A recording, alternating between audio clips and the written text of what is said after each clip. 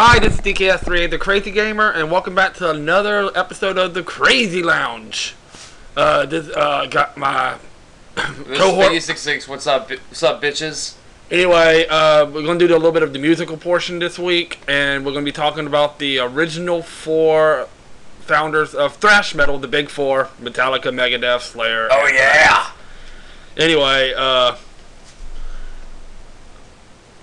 tell a little bit about. All right. These are the four big thrash bands of the '80s. They all started around the same time. In fact, Metallica's first album came out in 1983, along with Slayer's first album.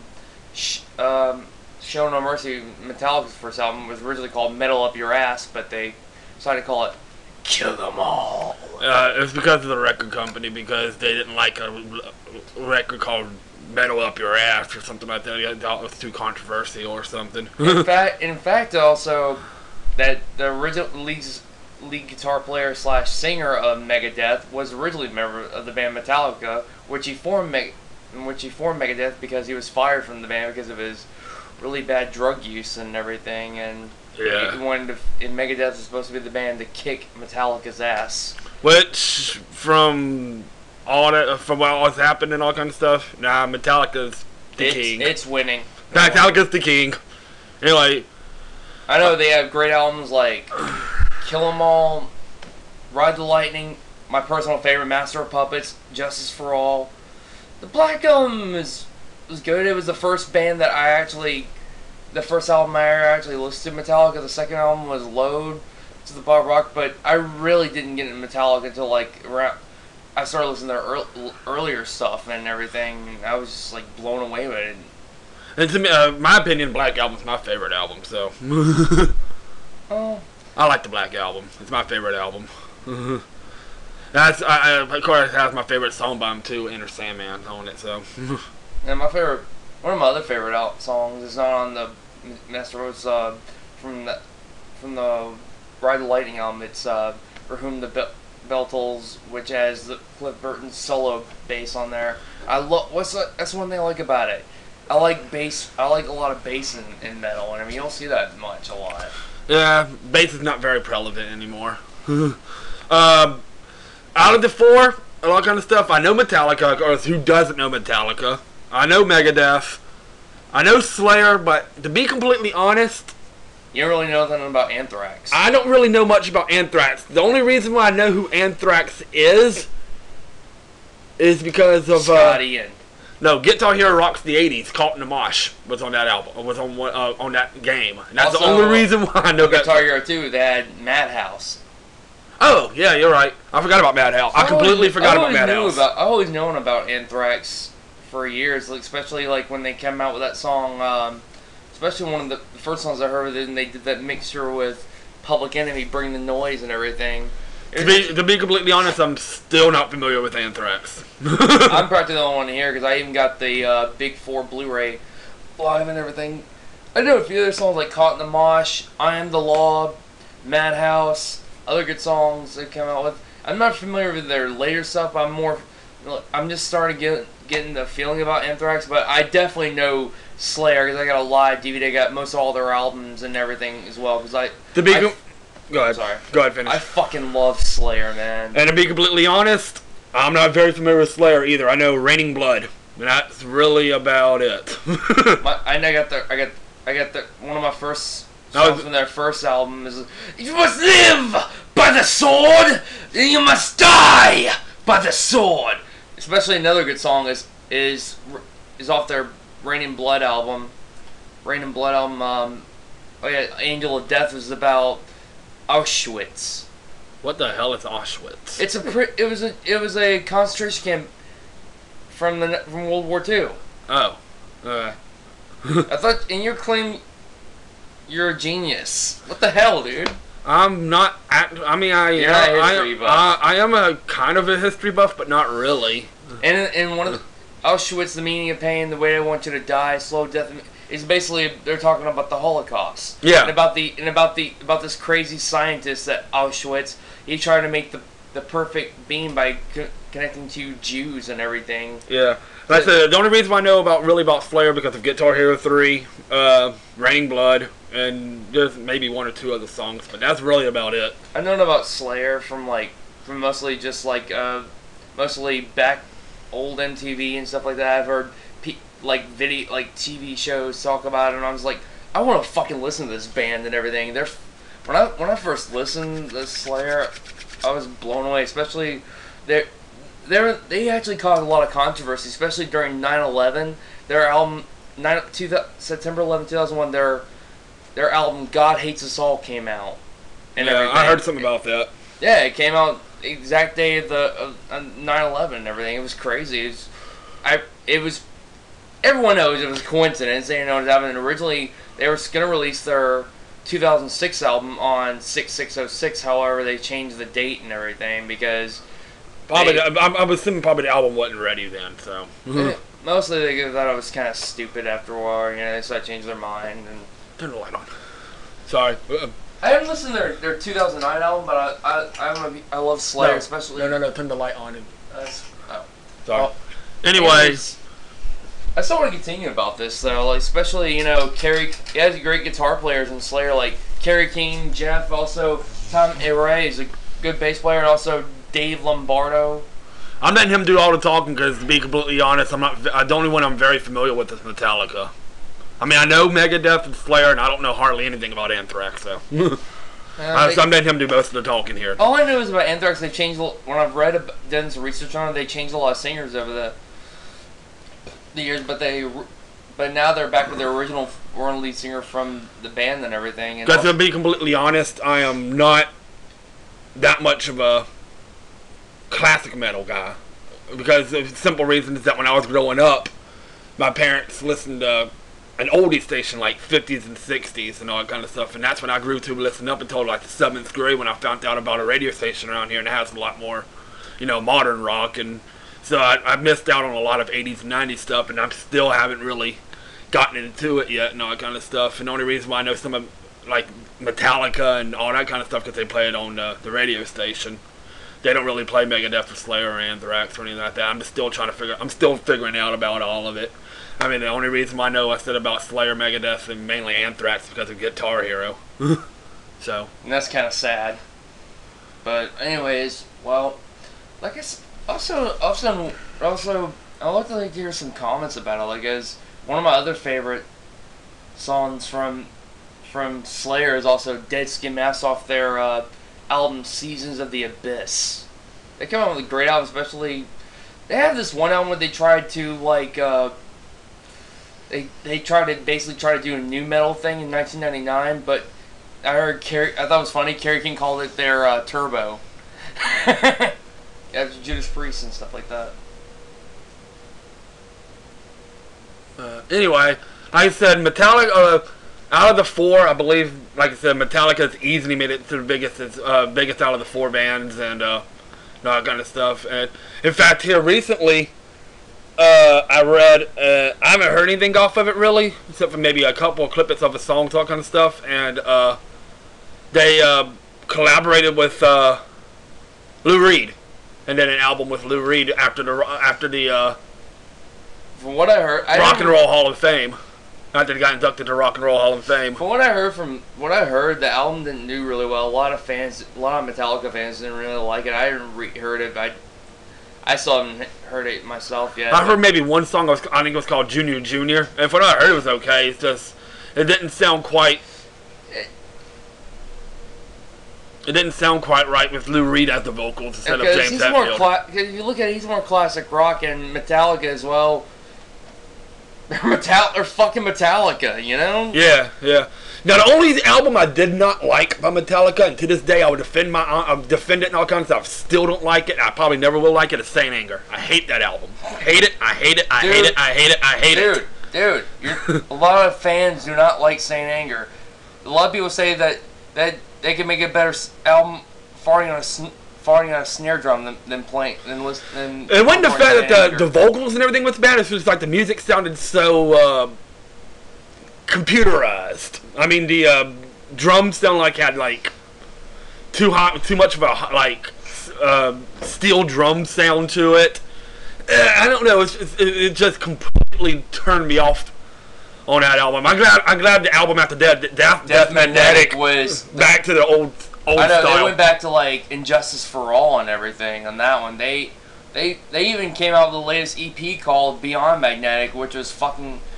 They should have been on the album because those are 4 great songs I got to listen to, and But the only problem is though they weren't able to fit it on those 4 albums because all the songs that they had, the 11 tracks they had, filled up the entire CD, so they weren't able to fit it on there anyway. Because most Metallica songs. I'm so glad they released that EP because I really like the EP and I cannot wait for the next album to come out. Oh, speaking of Megadeth, what I heard is in fact our other roommate told us. And I actually saw about it too. That Dave Mustaine supports Rick Santorum. I'm not sure. I mean, or he probably did. Oh no, he said he supports Rick Santorum. No, he does. He supports him. I noticed that Megadeth is getting a lot more mainstream success lately than he used to, and everything. It's kind of weird. And then Anthrax, like another thing that I heard, and this is from Fig himself. I wasn't watching it way back in the day because I didn't get into wrestling, but apparently Anthrax did the first Raw theme. Yep, it's called We're All Together. They even had the WWF Superstars. Yes, I said WWF back when it was still the World Wrestling Federation. Yeah. I hope we don't get sued for that. Sorry, guys. Yes, we broke the 4th wall, Vince McMahon. Anyway, and I heard Slayer, like one of the members of Slayer, like their brother's like the lead singer of Sepultura, or a relation of Sepultura. Yeah, I even found out Kirk Hammett before he joined up. Well, when Dave Mustaine was still a guitar player in Metallica, Kirk Hammett was actually one of the guitar players of the band called Exodus, actually, as well. Yeah, and then I've heard of Exodus. I heard some good things about him. I heard one of the original lead singers died, though, but I think we're getting a little too off subject. We're trying to stick to the main 4 here. That's fine. I mean, we can talk about, as long as it involves, like, a member of the Big 4 and all kinds of stuff, doesn't really matter. I mean, it's good to know that Kirk Hammett was in the band. Kirk Hammett's been on Rolling Stone. He's was one of the best guitar players ever, along with Jimi Hendrix and all them and everything. Yeah. He deserves this.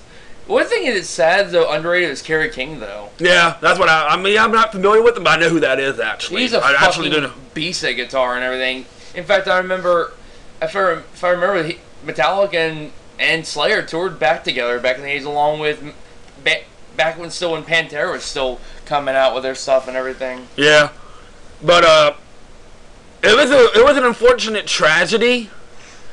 In case any Metallica fan would know, but just in case, the Cliff Burton death. He died in a bus crash in Sweden and everything, and apparently it was really icy and the bus fell off the road. What I also heard, like if Cliff was sleeping on the top bunk and Kirk was, I think that it would have been backwards. It would have been bad for Kirk. Kirk Hammett probably wouldn't have survived, and probably would have been no Metallica. To be completely honest, it was. In fact, they even had trouble trying to find another bass player after that. And it was for a while there. It was Jason Newsted. He did a good job. But then Jason Newsted had a fallout with back in 2001 with Kirk Hammett, and he decided to start his own band, Voivod. Voivod was actually already a band. He just added on to it. He had his own side project called Echo Brain. And, Echo Brain. I remember that one too. James got pissed off. Like, and then, it's either Metallica or it's either them or us Metallica, basically. And then after, of course, Jason Newsted quit, they got the old bass player from Ozzy. And also Robert Suicidal Tendencies. And Suicidal Tendencies, Robert Trujillo. He's good. I know he sounds like Cliff, but I just prefer if Jason was back and everything. Cause unless they have a big, huge reconciliation between him and Kirk, I don't see it happening. Or James, right? Or James, all kinds of stuff. Lars as well, because Lars, I'm surprised by the guy. The dude's fucking almost 50 years old, and he drums still like he's like in his 20s.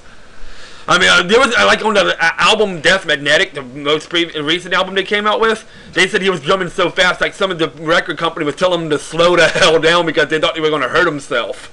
They thought he was going to hurt himself, but. And plus, also the fact that the 2008 album Death Magnetic and also those songs were helped produced by Rick Rubin himself, who also produced the Slayer albums as well. And in fact, Metallica actually mentioned on the new album, which is starting to record the new album. I just saw this on the music news a couple of days ago that Metallica is actually going back in the studio again, and they want Rick Rubin again. Are you kidding? He's a genius at what he does. He did a lot of good stuff. Didn't Rick Rubin do a couple of Korn albums too? No, he didn't. He did Slipknot. He did a Slipknot. He did album. Slipknot. He also did a lot of Red Hot Chili Peppers albums as well. I'm thinking of Ross Robinson. Ross Robinson did a lot of Korn albums. Yes, he also did the first 2 Slipknot albums as well. Yeah. Well, anyways, getting back to Megadeth, we all know that one song on. Did you hear 97.9? You take a mortal man. Dun, dun, dun. Symphony of Destruction. Yeah, that's probably about the only song that most people would know about Megadeth. There's also Peace Sells But Who's Buying as well. I know that one, and I know Hangar 18. Hangar 18 also. I know because of all that because of. Also, you probably know To Lamont because there was 2 different versions. One came out in the '90s, the other one came out in 2008, where he did a remake of it. However, it was the lead singer of Lacuna Coil, Christina Scabia. Yeah. Who was a babe, by the way. Swing. I still think Amy Lee's hotter. Fuck you. That's just me, though. Why do you think I got the Amy Lee poster hanging up on my wall? Anyway, so you actually already answered my question. It's out of the 4, who do you think's gotten the biggest? And that's Metallica. It's obvious, Metallica. Metallica easily. Second biggest would probably be Megadeth. I'd say third, Slayer. And then Anthrax is still kind of big, but Slayer's a lot more. And all kind of stuff. And come to find out, the reason why I wanted to do Big 4, and the only reason why, is because, of course, last year, they did a Big 4 concert for the first time ever, and all 4 big bands got together and did a big, huge tour together. And I thought that was pretty cool. It was. They did a lot. After 30 years of being in the music business, all 4 bands get together and do a tour. All these bands knew each other and everything through. They knew each other. Especially Metallica's been good friends with Scott Ian. You see the guy with a bald guy with a goatee on VH1 doing comments. He's a great guitar player. And I'm just moving my mouth around so it won't go to Idol. But doesn't all 4 of them generally live almost in the same area? Well, originally, if you look at the 80s, Metallica started out in California. Yeah. And Slayer also started in California. However, Metallica resided in San Francisco while Slayer lived in Huntington Beach, and Megadeth, well, they were California as well. Anthrax, they're more from New York. Alright, so Anthrax is the only one that's the odd person out. All the other 3 bands were kind However, the reason why Anthrax... But Huntington Beach and San Francisco's pretty close to the same general area. Yeah, Huntington Beach, however, is more of a suburb of Los Angeles, though. Yeah, but San Francisco and Los Angeles really isn't that far apart. It's like an hour, 2 hour drive. And also the reason why Metallica knows Anthrax as well, because, for example, Metallica kind of moved to New York to start doing more shows in New York and stuff like that, see if they can get more popularity out there. Because Metallica, they were one of the first metal bands to actually not decided to wear T-shirts and jeans on stage. They actually broke that 4th wall and everything. Yeah. They basically broke the way you don't have to wear. They just wore T-shirt, band jeans. They were basically the anti-Motley Crue, basically. Yeah. They basically, when they play at a metal club and everything, they're either too punk, or they play at a punk club, they're either too metal. Yeah. It was crazy. But, These guys are fucking geniuses. Alright, guys, I think y'all know a little bit about the history of the Big 4 now, and keep looking on Wikipedia. You can find more stuff and everything. Yeah, look it up on Wikipedia. Look it up on YouTube. Buy their music. They're fucking awesome. People don't buy music nowadays anymore. All right, steal them. Fine. Steal this album. Criminal. Yeah, people don't buy albums. Buy CDs and stuff nowadays. Some people on iTunes. Maybe on iTunes, probably. Yeah, but anyway, we're going to end it here before it gets too long, because Fig can talk for like another 2 hours about this. I'm very passionate about this, dude. Come on. But we're not going to go that long, so we're going to end it. Probably just start ending it here. So anyway, y'all enjoy the video. Hope y'all have a little bit more knowledge about the Big 4. If you also want to talk to me about it, go to my Figgy66 webpage, Facebook page. You can also leave me emails about if you want any more questions about the bands or anything. Let me know. You know, I'll help you guys out. I'll hook you up. I'm your pimp daddy. I'm your wingman. In YouTube, not Facebook. In my Facebook as well, and YouTube. Anyway, y'all have a good day. This is the second episode of the Crazy Lounge. This is DKS38 and Biggie 66 signing out.